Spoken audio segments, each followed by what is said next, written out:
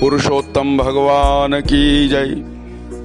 नारायणं नमस्कृत्यं नरं चैव नरोत्तमं देवीं सरस्वतीं व्यासो ततो जयमुदीरयेत्।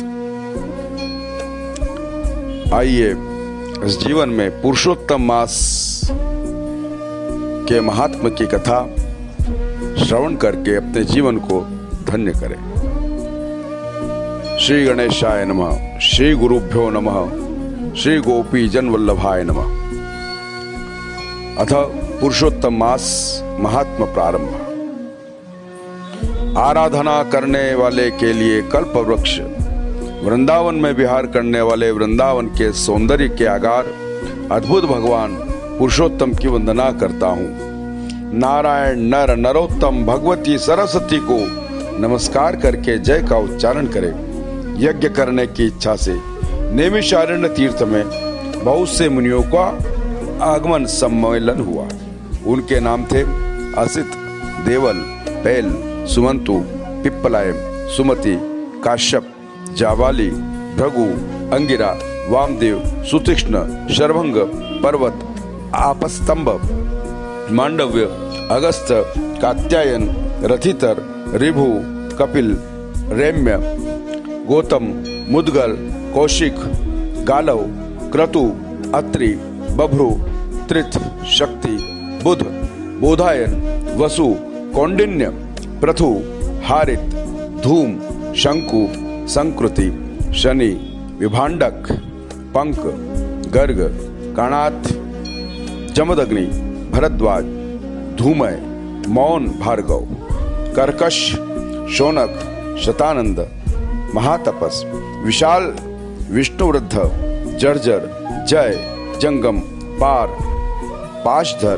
पूर्व, महाकाय, जेमिनी, महाग्रीव, महाबाहु, महोदर, महाबल, उद्दालक, महासेन, आर्त, आमलक, प्रिय, ऊर्ध्वबाहु, ऊर्ध्वपाद, एकपाद, दुर्धर, उग्रशी, जलाशी, पिंगल, अत्रि, ऋभु, शांडिर, करुण, काल, कैवल्य, कलाधर, श्वेतबाहु, रोमपाद, कद्रु, कालाग्नि, रुद्र, श्वेताश्वतर, आद्य, शरभंग, पृथुश्रवत, ये सब महर्षि अपने अपने शिष्यों के साथ वेद और वेदांग में पारंगत, लोक कल्याण करने वाले, परोपकार परायण, दूसरों के हित में सदा संलग्न रहने वाले, श्रोत स्मार्थ कृत्यों को करने वाले नैमिषारण्य तीर्थ में आकर यज्ञ करने के लिए तत्पर हुए।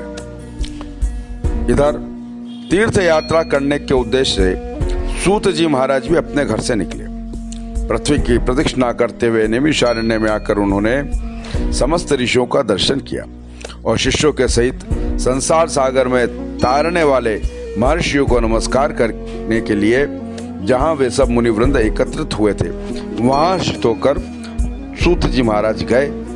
तब आए हुए सूत जी को लाल रंग के वृक्ष की छाल धारण किए हुए, प्रसन्न मुख मंडल वाले, शांत परम तत्व को जानने वाले, समस्त गुणों के भंडार, सकल आनंद से परिपूर्ण, ऊर्ध्व पुंड्र तिलक लगाए हुए, श्री राम नाम का छापा लगाए, गोपी चंदन की मृत्तिका से दिव्य शंख और चक्र का छापा लगाए, तुलसी की माला से शोभायमान, जटा मुकुट से विभूषित, भगवान के परम मंत्र को जपते हुए विष्णु के लोकोत्तर शरण में लवलीन, समस्त शास्त्रों के सार तत्व को जानने वाले, समस्त प्राणियों के कल्याण कामना में तत्पर, अपनी इंद्रियों को जीतने वाले, क्रोध को अपने वश में करने वाले, जीवित अवस्था में ही मुक्त जगत गुरु श्री व्यास जी के कृपा पात्र, श्री व्यास जी की तरह ही आकांक्षा रहित आदि विविध गुणों के विभूषित देखकर नैमिषारण्य निवासी समस्त महर्षियों ने सहसा उठकर तरह तरह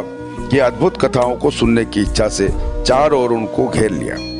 तब विनम्र स्वभाव वाले सूत जी महाराज प्रसन्न होकर समस्त ऋषिवर को हाथ जोड़कर दंडवत किया।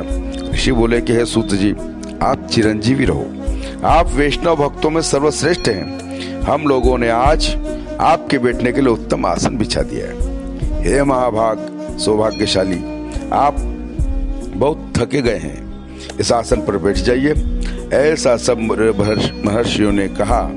इस प्रकार बैठने के लिए अनुरोध कर तब सब तपस्वी और सब लोग अपने अपने आसन पर विराजमान हो गए। तब विनय युक्त प्रसन्नता के साथ तपोवृद्ध समस्त ऋषियों से बैठने की अनुमति लेकर बिछाए हुए आसन पर रोमहर्षण तनय सूत जी बैठ गए। जब सब ऋषियों ने देख लिया कि सूत जी आराम से बैठ गए और उनकी सारी थकावट दूर हो गई, तब उन्होंने पुण्यदायक कथाओं को सुनने की अभिलाषा से बात कही। ऋषियों ने कहा कि सूत जी, परम भाग्यशाली सूत जी, संप्रति आप बड़े सौभाग्यशाली हैं। एकमात्र आप ही अपने गुरुदेव की कृपा से महर्षि पराशर तनय भगवान वेद व्यास जी के गुड़ वचनों के रहस्य को जानते हैं, इसलिए आप कुशल पूर्वक तो हैं।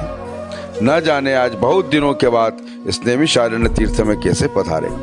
हे महर्षि वेद व्यास के शिष्यों में शिरोमणि स्वरूप आप प्रशंसनीय हैं, पूजनीय हैं। इस असार संसार में सुनने के योग्य हजारों उपाख्यान हैं, किंतु उनमें शेष का जो थोड़ा सा सारांश रूप हो, हे महाभाग, भव सागर में डूबते हुए जनों को पार लगाने वाला और परिणाम में शुभदायक आपके मन में निश्चित विषय हो, उसी को हम लोग को बताइए। हे ज्ञान रूप रतोंधी से ग्रस्त हुए जनों को ज्ञान रूपी नेत्र देने वाले, भगवान की लीला रूपी रस से सरावोर परमानंद प्रदान करने वाला और संसार रूपी रोग को समूल नष्ट करने में आयुर्वेदिक रस की तरह औषधि की भांति जो उपाख्यान सारांश हो, उसे झटपट हम लोगों को सुनाइए। जब शौनक आदि ऋषियों ने इस प्रकार प्रश्न किया तो हाथ जोड़कर सूत जी बोले। सूत जी ने कहा कि हे समस्त मुनिवर, मैं जो मनोहर उपाख्यान का वर्णन कर रहा हूँ उसे सुनिए। सर्वप्रथम मैं पुष्कर तीर्थ में गया, वहां स्नान करके पुण्य देवताओं, ऋषियों और पितरों को तर्पण आदि से तृप्त किया। तब उसके बाद जरा मरण आदि प्रतिबंधों को दूर करने वाली यमुना के तट पर गया। फिर इसी प्रकार क्रमशः सब तीर्थों की यात्रा करता हुआ गंगा जी के तट पर पहुंचा। फिर काशी की यात्रा की, तत्पश्चात गया तीर्थ में यात्रा की, वहां पितरों का श्राद्ध किया। अनंत त्रिवेणी पहुंचा, फिर कृष्णा नदी में स्नान किया। बाद में गंडकी सदा नीरा शालग्रामी में स्नान करके महर्षि पुलह के आश्रम में गया।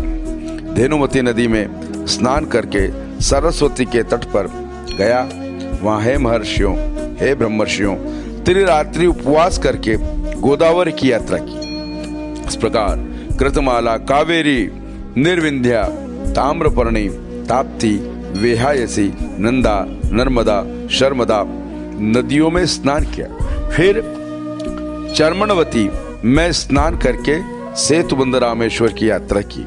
तत्पश्चात भगवान नारायण का दर्शन करने के लिए बद्रिकाश्रम की धाम की यात्रा की। वहां नारायण का दर्शन करके तपस्वियों का अभिनंदन कर पुनः नारायण को प्रणाम कर और उनकी स्तुति कर फिर सिद्ध क्षेत्र पहुंचा। इस प्रकार विभिन्न तीर्थों में घूमता फिरता कुरुक्षेत्र में गया। पश्चात जांगल देश में आने के बाद हस्तिनापुर में गया। हे द्विजोरो, वहां जाकर मैंने सुना कि राजा परीक्षित राज्य को छोड़कर बहुत से ऋषियों को साथ महापुण्यदायक गंगा जी के तट पर गए हैं और उस गंगा जी के किनारे अगणित सिद्ध गण सिद्ध शिरोमणि योगी लोग और देवर्षियों का समूह एकत्रित हुआ। कोई निराहार रहने वाले, कोई वायु पीकर रहने वाले, कोई जलाहार करने वाले, कोई पत्ता खाकर रहने वाले, कोई श्वास को ही आहार करने वाले, कोई फलाहार करने वाले और कोई फेन ही पीकर रहने वाले। हे महर्षियों, समाज में कुछ पूछने की कामना से मैं वहां गया। वहां ब्रह्म स्वरूप भगवान मुनिराज व्यास जी के पुत्र महातेजस्वी प्रतापी सुखदेव जी श्री भगवान कृष्ण के चरण कमलों का मन में ध्यान करते हुए पधारे और उन 16 वर्षीय योगीराज शंख की तरह सुंदर कंठ वाले, लंबे और चिकने बालों वाले, घिरे हुए मुंह वाले, मांस के कारण जिनकी गर्दन की हंसुलियां हड्डी दिख रही है नहीं पड़ रही थी, उनके मुख मंडल पर प्रभा छिटक रही थी। अवधूत स्वरूप वाले ब्रह्म रूप लड़के लोग जिनको चारों ओर से घेर कर उन पर थूक रहे थे, जैसे मतवाली हाथियों के गंड स्थल पर मक्खियां भिनभिनाती है, उसी प्रकार मुट्ठी में धूल लेकर स्त्रियां जिन पर धूल फेंक रही हैं, ऐसे मुनिराज के सर्वांग को धूल ही धूसरित देखकर सब ऋषि लोग बड़े प्रसन्नता के साथ हाथ जोड़कर सहसा उठ खड़े हुए। इस प्रकार बड़े बड़े महर्षियों द्वारा पूजित भगवान सुखदेव जी को देखकर परेशान करने वाली और पीछा करती हुई अज्ञान नारियां बालकों की टोलियां दूर खड़ी हो गई। उन्हें देखकर अपने कृत्यों पर पश्चाताप होने लगा। वे सुखदेव जी को प्रणाम करके अपने अज्ञान जनित अपराधों के लिए क्षमा मांगकर अपने अपने घरों को लौट गए। इधर महर्षियों ने सुखदेव जी को बैठने के लिए ऊंचा आसन दिया, बहुमूल्य आसन पर बिछा दिया, जिस पर कमल की कर्णिका को कमल दल घेरे रहते हैं। उसी प्रकार मध्य में विराजमान सुखदेव जी को घेरकर चारों ओर मुनियों का समूह बैठ गया और उस आसन पर बैठे हुए भगवान महर्षि व्यास ने ज्ञान रूप महासागर के चंद्रमा सुखदेव जी ब्रह्मर्षियों द्वारा पूजा किए जाने पर ऐसे शोभा देने लगे जैसे तारागणों में घिरे हुए चंद्रमा शोभा देते हैं। इस प्रकार बृहद नारदी पुराण में वर्णित पुरुषोत्तम मास महात्मा का शुकागमन नाम का यह प्रथम अध्याय संपन्न होता है। बोलो सुखदेव जी महाराज की जय, पुरुषोत्तम भगवान की जय। ओम नमः पार्वती पति हर हर महादेव हर नर्मदे हर।